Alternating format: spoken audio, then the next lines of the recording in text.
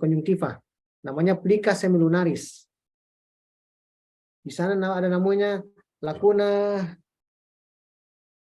arcuata atau danau air mata.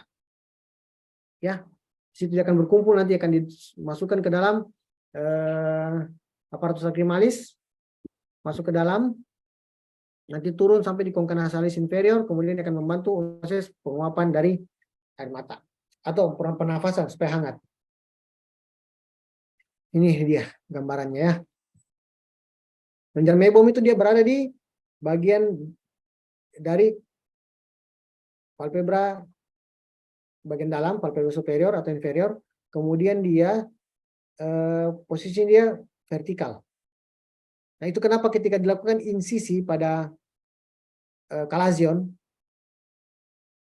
dia harus secara vertikal. Karena secara horizontal, dia akan rusak semua. Kalau vertikal hanya satu saja bagian yang situ yang kita bersihkan jaringannya ya. Dia akan disekresi di sini, akan membantu nanti proses untuk film ya. Ini kelenjar mebom tadi yang saya bilang di bagian kelopak mata ini, di bagian dalam. Size dan mol. Ini size dan mol di sini. Dia dekatnya silia. Makanya kenapa ketika hordeolum externum orang banyak dicabut bulu matanya. Cabut bulu mata namanya epilasi, dicabut. Di situ dikasih keluar dia ya, cairan anunya, supaya mengurangi bengkaknya.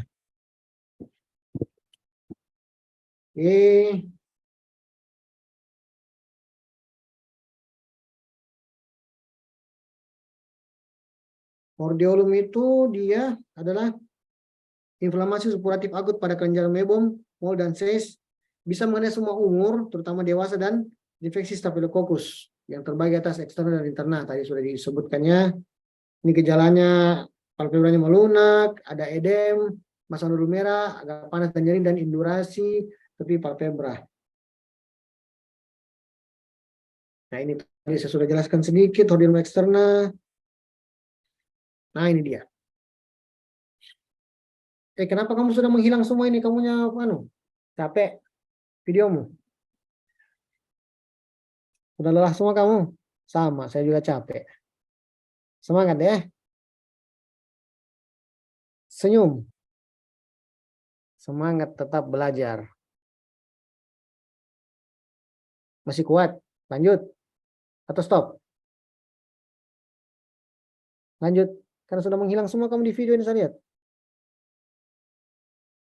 Atau ada janjianmu? Lanjut, Fudail. Tapi dok, boleh dilanjut dok. Karena sudah menghilang semua saya lihat kamu di video ini. Waduh. Kalah anak muda ini. Ada yang ada di luar negeri, ada yang ada di luar angkasa, tidak ada orangnya. Ada yang ada di balik lemari, di belakangnya lemari. Ada yang di luar angkasa juga, ada yang di klub malam saya lihat modelnya. Macam-macam kamu ya. Cuma saya yang tidak terlihat. Ayo adek, semangat, semangat. Belajar, belajar. Mumpung masih muda. Lanjut. Lanjut dokter. Kau tunjuk yang rugi nah, kalau kau mau lanjut ini nah bengkak biasanya. Jangan kau bilang nanti orang kau mengintip-ngintip bengkak matamu, tidak ada itu. Belum ada pembuktiannya secara ilmiah. Tidak ada. Itu supaya kau tidak mengintip dan tidak betul. Ini gambarnya nah. Biasanya nyeri, merah, pedih, panas. Orang bilang kalau dia menunduk kayak mau jatuh bola matanya. Beda. Saya sudah pernah alami, tidak enak. Ini tadi. Jadi dia kalau hordeolum internum ini bisa kita mengarah ke kulit atau mengarah ke konjungtiva. Nah, nanti insisinya berbeda ya. Kalau dia mengarah ke kulit, kita insisinya secara horizontal. Karena kenapa? Karena ketika mengarah ke kulit di kelopak mata, kalau kita insisi secara vertikal maka akan terjadi scar. Nanti kan kelopak mata akan terlihat lurus kayak itu Samurai X itu mukanya tak coret toh. Nah, itu lurus begitu dia. Dan kalau kau ikuti dia secara horizontal, maka akan menutup dari lipatan kulit sehingga insisinya tidak kelihatan. Tapi di dalam sebaliknya, kalau di dalam dia kau harus insisi dia secara vertikal, karena kalau kau insisi horizontal akan kena juga jaringan kelenjar mewum yang sehat. Dan kita mau bersihkan yang tidak sehat saja, kita mau keluarkan isinya. Oke? Ini beberapa contoh gambarnya. Satu. Ini. Kemudian terapinya bisa kita kompres hangat, kebersihan dan menjaga kebersihan palpebra. Kita bisa berikan antibiotik topikal, antiinflamasi topikal, bisa kasih antibiotik oral juga. Kalau kita steroid, kita injeksi biasanya kasus sulit, tapi jarang ya. Biasanya kita cukup dengan insisi, insya Allah sudah selesai. Kalau dia sudah besar dan persisten, ya harus diinsisi ya, tidak ada jalan lain. Komplikasinya visus menurun kalau dia besar. Ketika dia besar, dia akan menutup dari kelopak mata. Atau dia disebut dengan giant calasion. Ini bisa juga disebut dengan, kalau giant calasion dia menutup kelopak matanya menurun, bisa disebut dengan pseudoptosis. Seperti ptosis, padahal bukan. Bisa nyembuh sih sekitar 5-7 hari. Nah, dedenya dia calasion, basal sel karsinom palpebra, karsinoma glandula sebacea, squamous cell carcinoma pada palpebra. Ini calasionnya, penanganannya. Jadi bedanya hordeolum dengan calasion, kalau hordeolum itu dia onsetnya akut. Kalau calasion biasanya sudah lama, sudah kronis, biasanya di atas sebulan, 2 bulan tidak hilang-hilang. Ada bahkan orang sampai berapa bulan ya harus diinsisi ya. Karena kenapa kalau sudah dia jadi kronis, jadi sumbatan pada ductus kelenjar mewum dan stagnasi sekresi sebaceus. Nah, sebaceus itu membantu, saya bilang tadi, salah satu dari lipid layer dari tirfilum ya. Bisa banyak-banyak ditemukan pada orang dewasa. Jangan kira orang dewasa suka ngintip terjadi calasion. Ada juga memang orang alergi pada makanan atau susu atau produk-produk tertentu sehingga terjadi calasion atau hordeolum ya. Pada anak-anak juga bisa.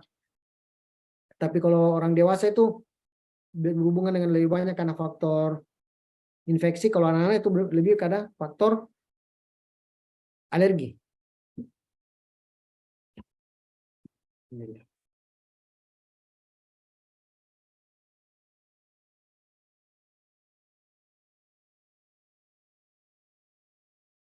Kemudian ini gambaran kliniknya ya. Saya baca sendiri. Ini penanganannya. Terus blefaritis. Itu blefaritis saya sudah jelaskan tadi di awal-awal tuh. Apa itu blefaritis, apa itu blefarokonjungtivitis, apa itu keratokonjungtivitis. Blefaritis itu radang pada kelopak mata ya. Ini dia. Bisa karena infeksi Staphylococcus atau dermatitis seborrhoic. Bisa karena parasit juga. Kemudian dia ini merupakan inflamasi kronik pada tepi palpebra.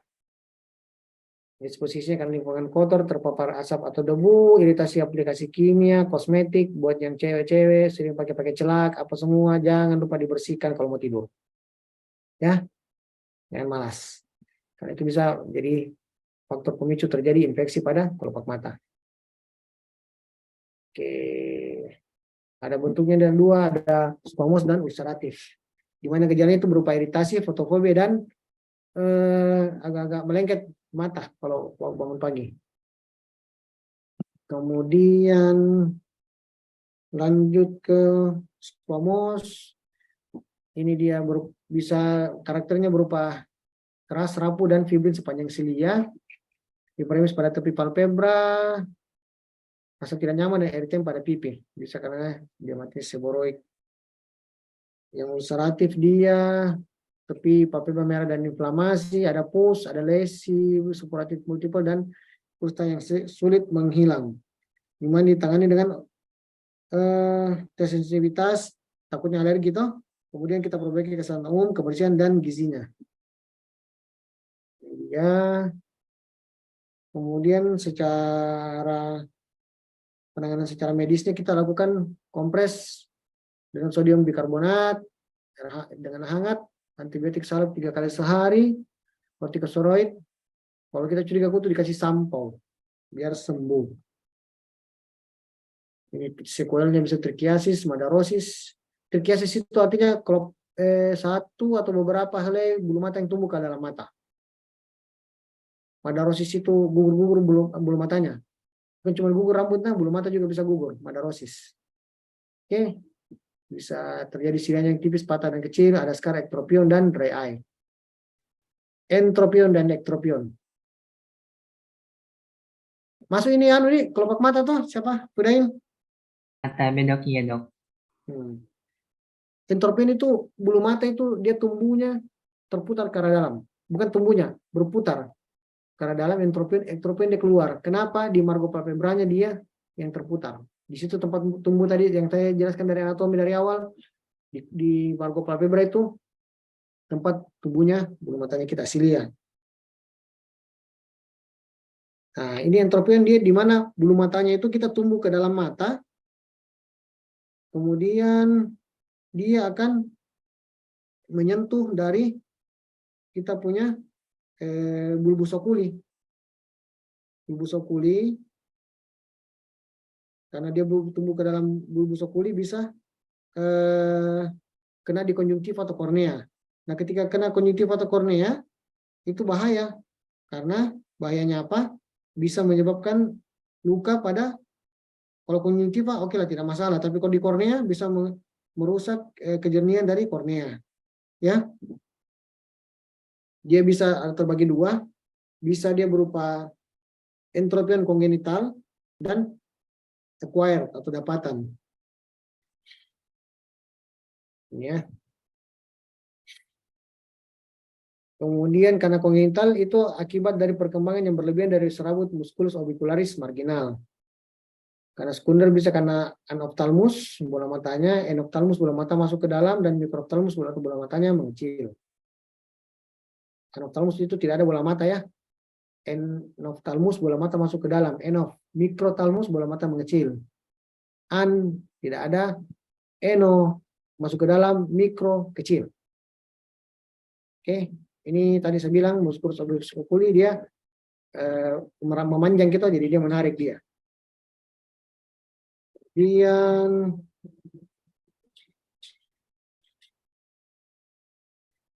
ada yang acquirednya dia karena spastik, peradangan okuler akut, dan bebat mata yang terlalu lama. Jadi orang kalau sudah operasi jangan dibebat terus. Nanti dia punya spastik, dia punya ototnya tidak bisa terangkat lagi kelopak matanya. Kena dia ini. Kalau yang karena mekanik itu bisa mengenai semua umur, terutama pada palpebra inferior karena kurangnya lemak orbita. Jadi orang semakin menua nanti itu lemak orbita akan berkurang di kelopak mata, makanya bola matanya orang tua itu rata-rata kayak kelopak matanya agak kempes, kayak lari masuk ke dalam.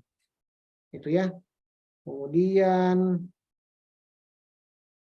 ada beberapa keadaan juga, misalnya atrofi bulbi, hiperplasia konjungtiva, anophthalmus, dan microphthalmus. Oke, yang entropiol dapatan ini tadi ada senil 70-75 tahun karena kurangnya lemak orbita, elastisitas kulit menurun dan terjadi hingga menyebabkan konjungtivanya berkerut. Ada sikatrix, penyelesaiannya radang kronis pada konjungtiva dan tarsus, sindrom Stephen-Johnson, kemudian trauma iskemia, radiasi, dan trauma pada operasi. Gejala kliniknya itu berupa iritasi, lakrimasi, fotofobi, nyeri, ulkus kornea, kekurangan kornea, dan vaskularisasi kornea. Didede dengan trikiasis. Cuma bedanya trikiasis tadi dia 1 atau 2 lembar. Kalau entropion itu semuanya hampir satu kelopak mata, bagian bawah atau bagian atas. Karena dia margonya yang terputar.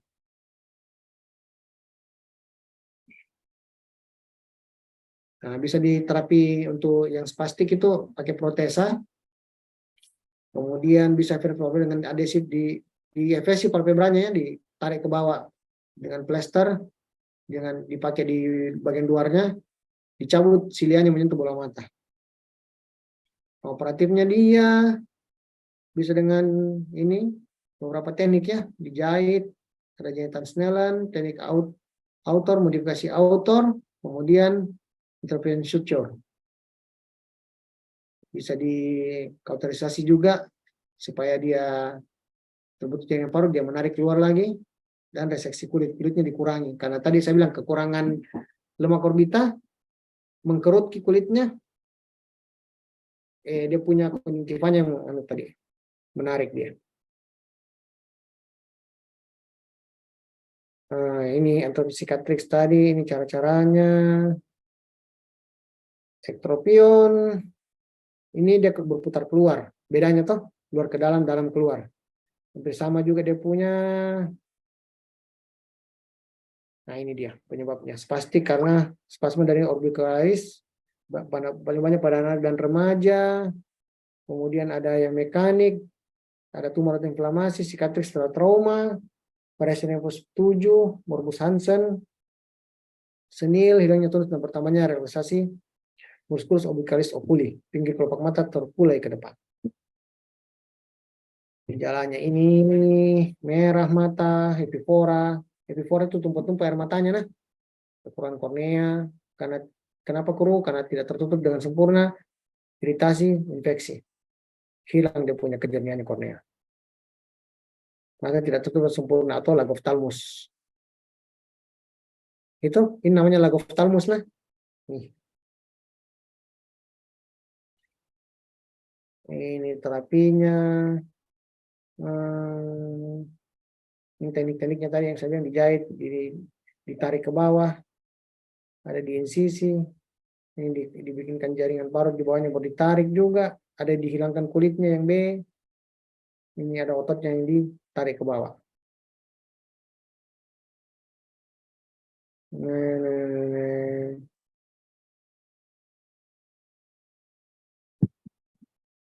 Oke, ini untuk di bagian D, ketika kita bikin ini, kita insisi ini, ada namanya teknik khusus di mana kita jahit dia punya kelopak matanya, harus ketemu namanya gray line. Gray line itu yang menentukan lurus tidaknya itu kelopak mata.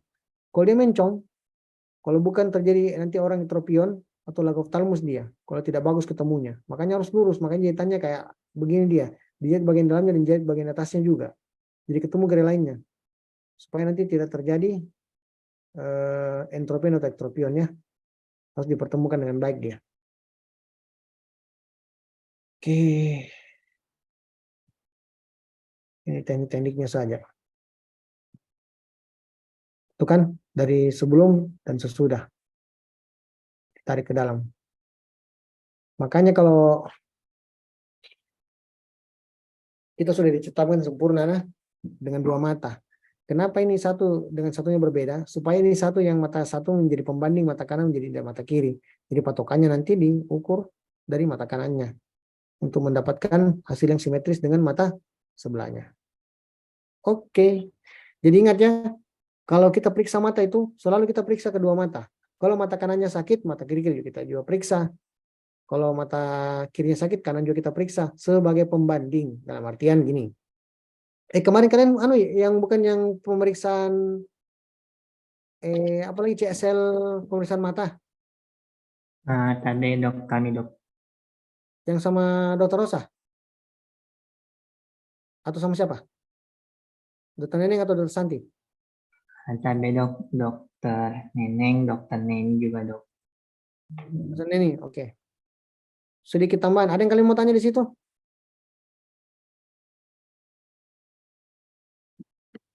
Mulai sepi karena mulai 5:30. Sudah mulai gelisah semua. Capek nih. Ada yang mau tanya? Dadah. Apalagi bahanku? Satu lagi ya. Iya dok. Penyakit